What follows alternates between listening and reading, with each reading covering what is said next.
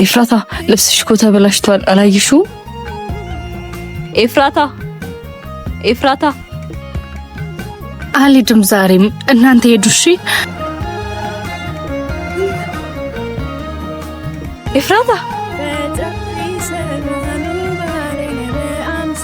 ኤፍራታ ልብስሽ እኮ ተበላሽቷል አላየሽውም? ጓደኛዬ ለዚህ እኮ ነው ትምህርት ቤት ማልመጣው። እናቴ እንደምታየው ጉል ሸጣ ነው የምታስተምረኝ። ሙዲስ ደግሞ ትወዷል። የሙዲስ ሳጥቼ እኮ ነው እንዴ? ቆይ እኔ ጋር 50 ብር አለ። የዛሬ ፈተናማ አያመልጥሽም። አንድ ጠብቂኝ እሺ፣ ከሱ ልቀበል።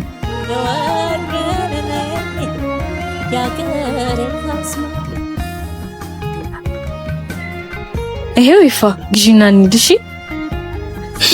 ጓደኛዬ ሙዲስ እኮ 200 ብር ነው። እናንተንም ማስጨነቅኳችሁ አይደል? እናንተ ሂዱ በቃ።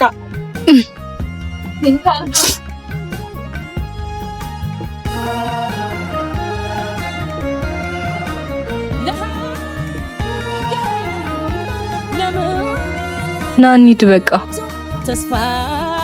ሙዲስ ንጽህና መጠበቂያ እንጂ ቅንጦት አይደለም። ሴት ልጅ ቤቷን እናስቀራት።